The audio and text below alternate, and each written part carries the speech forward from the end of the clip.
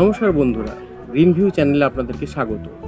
আমরা যারা ছাদে গাছপালা লাগাই তারা শীতকালে বিভিন্ন ফুল গাছ লাগিয়ে থাকি। বিভিন্ন ফুলের মধ্যে চন্দ্রমল্লিকা হলো অন্যতম একটি ফুল এবং এটি খুব সুন্দর ফুল। তা আজকে আমি আপনাদেরকে হাতে কলমে করে দেখাবো কেমন করে চন্দ্রমল্লিকার কাটিং থেকে চারা তৈরি করতে হয়। এই পদ্ধতিটি বিভিন্ন নার্সারি ম্যানরা ফলো করে থাকে। বিভিন্ন নার্সারি থেকে আমি এটি জানতে পেরেছি।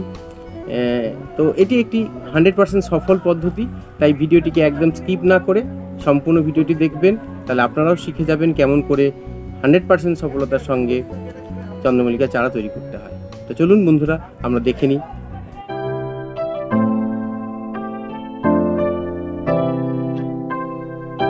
চন্দ্রমল্লিকার কাটিং করার জন্য যে যে উপকরণগুলি আমাদের লাগবে, যে কোনো একটি ফাঙ্গিসাইড, হাইড্রোজেন পারক্সাইড অথবা যে কোনো স্যানিটাইজার, একটি নতুন ব্লেড, প্রুনার, কিছুটা পরিমাণ তুলো এবং এই দুটি কিন্তু অপশনাল। যদি থাকে আপনাদের কাছে কাটিং এড হরমোন তাহলে ব্যবহার করবেন, অথবা যদি আপনাদের কাছে কাটিং এড হরমোন না থাকে তাহলে আপনারা অ্যালোভেরা জেলও ব্যবহার করতে পারেন। যদি এই দুটি কোনোটিই না থাকে তাহলেও কোনো অসুবিধা নেই, কিন্তু এগুলি থাকলে সাকসেস রেটটা একটু ভালো হয় এই আর কি। আর কিছুটা পরিমাণ বালি, কনস্ট্রাকশনের বালি, আর একটি ছোট কন্টেনার। এরকম দেখুন কীরকম ছোট একটি কন্টেনার। দেখুন বন্ধুরা, এই হলো আমার চন্দ্রমল্লিকার মাদার প্ল্যান্ট। এই গাছগুলি গত বছর ফুল দিয়েছে আমাকে, আমি সেগুলিকে শেডের নিচে রেখে দিয়েছিলাম। সারা বছর পরিচর্যা বলতে মাঝে মধ্যে একটু জল দেওয়া, আর বর্ষাকালে তো জল দিতে লাগেই না। তো এই মাদার প্ল্যান্টস থেকেই আমি কাটিং সংগ্রহ করব। তো বন্ধুরা, আমরা প্রথমে কিছুটা পরিমাণ বালি নিয়ে নেব এবং এই বালিটার মধ্যে অনেক রকম উপাদান, নোংরা মিশে আছে। তো এটিকে খুব ভালো করে আমাদেরকে 4 বার 5 বার জলে ধুয়ে নিতে হবে। তো চলুন এটিকে আগে ধুয়ে নিই। এইভাবে আপনারা খুব ভালো করে এই বালিটিকে ধুয়ে নেবেন। দেখুন বালির মধ্যে কত নোংরা থাকে, এর মধ্যে ফাঙ্গাল স্পোর থাকতে পারে। ফাঙ্গাল স্পোর থাকলে কিন্তু সাকসেস রেট কমে যাবে, কাটিংয়ে পচন ধরতে পারে। তাই এইভাবে বালিটিকে খুব ভালো করে জলে ধুয়ে নিতে হবে এবং এটি বারবার রিপিট করতে হবে, অন্তত 5-6 বার আপনারা করবেন।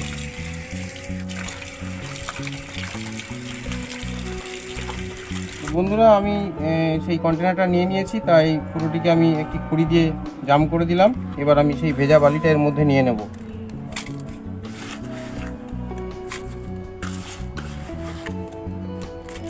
হয়ে গেল, আমাদের এটি ভর্তি হয়ে গেছে। এবার আমরা কাটিং সংগ্রহ করব। যে কোনো প্রসিডিওর করার আগে আমাদেরকে সেই ইনস্ট্রুমেন্টগুলো হাইড্রোজেন পারক্সাইড দিয়ে ভালো করে স্যানিটাইজ করে নিতে হবে, কারণ এর মধ্যেও তো ছত্রাকের স্পোর থাকতে পারে, ফলে যাতে সেটি কোনোভাবে কোনো অণুজীব বা কোনো ছত্রাক এর মধ্যে না থেকে থাকে, সেই জন্য আমাদেরকে সেটিকে আগে স্যানিটাইজার দিয়ে বা হাইড্রোজেন পারক্সাইড দিয়ে ভালো করে স্যানিটাইজ করে নিতে হবে। এখানে আমার ইনস্ট্রুমেন্ট হিসেবে ব্লেড এবং প্রুনার আছে, আমি দুটিকেই খুব ভালো করে স্যানিটাইজ করে নেব এবং সবার শেষে নিজের হাতটিও খুব ভালো করে স্যানিটাইজ করে নেব। বন্ধুরা দেখুন, এখানে আমার চন্দ্রমল্লিকার কাটিংগুলো আমরা কিভাবে সংগ্রহ করব। একটা জিনিস আমাদের মাথায় রাখতে হবে, এই টিপ থেকে অর্থাৎ মাথা থেকে 3 থেকে 4 ইঞ্চি পর্যন্ত আমরা নেব। দেখুন, এই হলো আমাদের কাটিং সংগ্রহের, এবং কাটিংগুলো একটু দেখে নেবেন, একটু যেন তাজা হয়।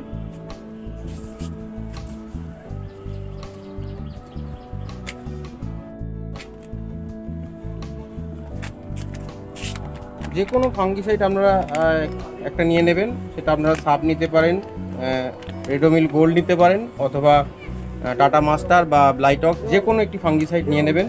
2 গ্রাম প্রতি লিটার জলে আপনারা জলে গুলে নেবেন খুব ভালো করে।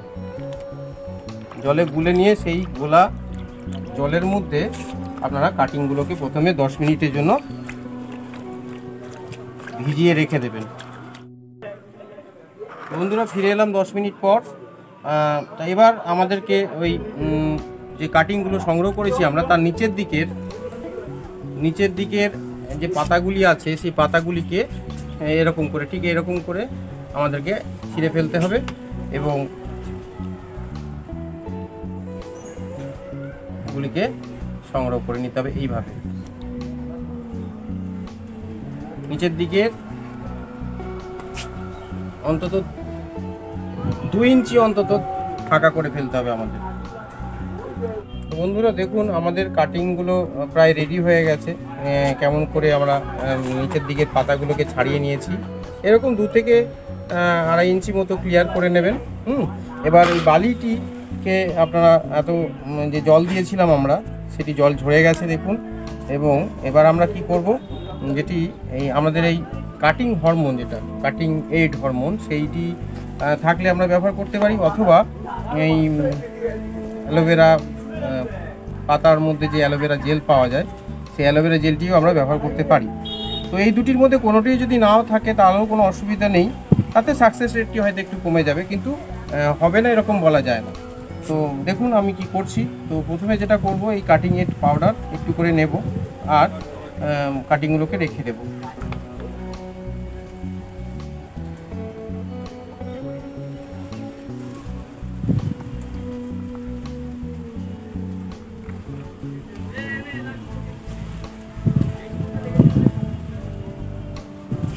এবং যাদের কাছে কাটিং এড নেই তারা এইভাবে অ্যালোভেরা গাছের মধ্যে কাটিংটিকে এইভাবে কিছুক্ষণ ঢুকিয়ে রেখে দেবেন।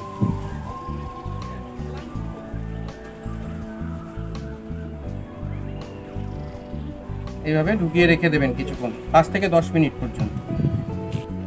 ফিরে এলাম 10 মিনিট পর বন্ধুরা। এবার আমি ওই বালিটির উপরে কিছু হোল করে নেব।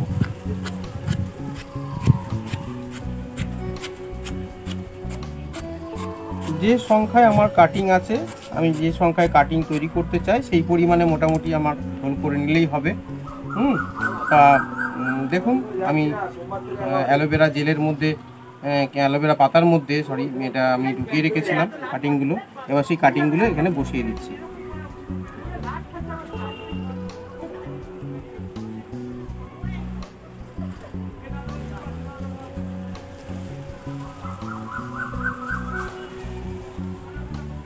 এইভাবে আমি সম্পূর্ণ কাটিংগুলোকেই বালির মধ্যে বসিয়ে দেব। দেখুন বন্ধুরা,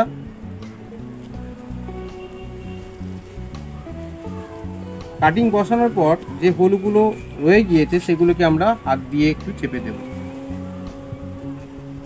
এবার আমরা এটিকে এমন একটি স্থানে রেখে দেবো যেখানে আলো যায়, বিক্ষিপ্ত আলো যায়, কিন্তু ডাইরেক্ট সানলাইট বা সরাসরি সূর্যালো পৌঁছাবে না। এবং প্রচণ্ড বৃষ্টি যাতে না পড়ে সেরকম আন্ডার শেড এটি যদি রাখা যায় সবচেয়ে ভালো।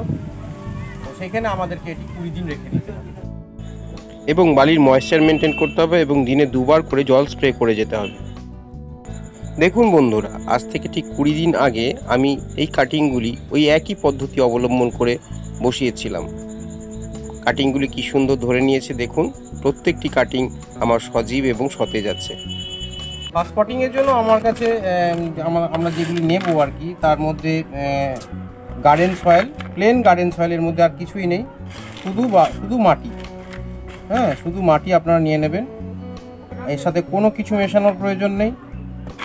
পরবর্তীকালে গাছ ধরে যাওয়ার পর আপনারা সার প্রয়োগ করবেন এবং সেই গাছ ধরে যাওয়ার পর কি কি পরিচর্যা হয় সেটা আমার পরবর্তী ভিডিওতে থাকবে। তো আমি প্রথমেই কন্টেনারগুলির মধ্যে কিছুটা পরিমাণ করে মাটি নিয়ে নেব।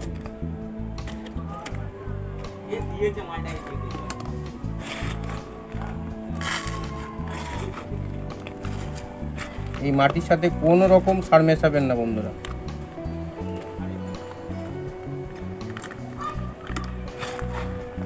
এই যে পাত্রটি আমি ব্যবহার করছি এটি হলো জল খাওয়ার গ্লাস। এর পিছন দিকটা আমরা যেটা করেছি সেটা হচ্ছে 3-4টি করে ফুটো করে নিয়েছি। সেটি একটি ছোট রডকে বা একটি গুণ সুচকে গরম করে ফুটোটা করে নিয়েছি। এটি করে নেবেন।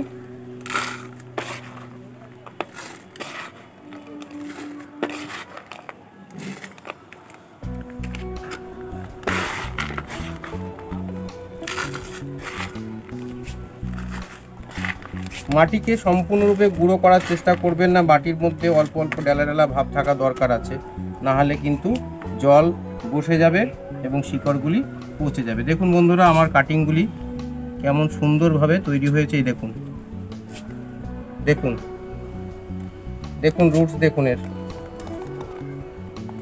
কি সুন্দর রুট ডেভেলপ হয়েছে, দেখেছেন? এটি দুটি কাটিং আছে, এই দেখুন অসাধারণ রুট ডেভেলপমেন্ট হয়েছে। এই পুরনো পাতাটি আমি ছিঁড়ে দেবো এখান থেকে, আর এর মধ্যে বসিয়ে দেবো এবার।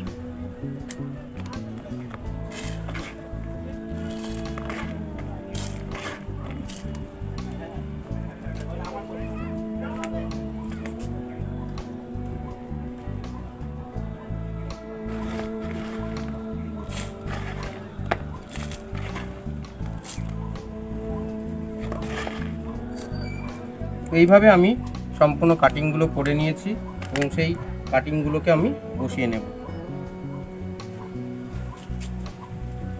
দেখুন আরও একটি কাটিং তুলছি আমি,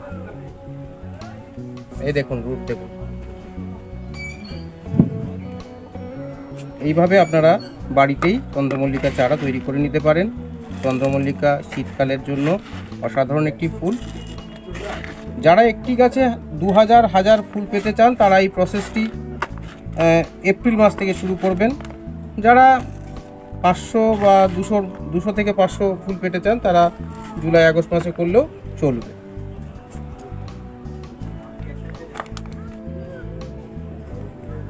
এই দেখুন, দেখেছেন আমি বলেছিলাম 100% সাকসেস। এই কারণেই বলেছিলাম এই পদ্ধতি হচ্ছে 100% সাকসেসফুল একটি পদ্ধতি। নার্সারি ম্যানেরা এই পদ্ধতিতেই চারা তৈরি করে।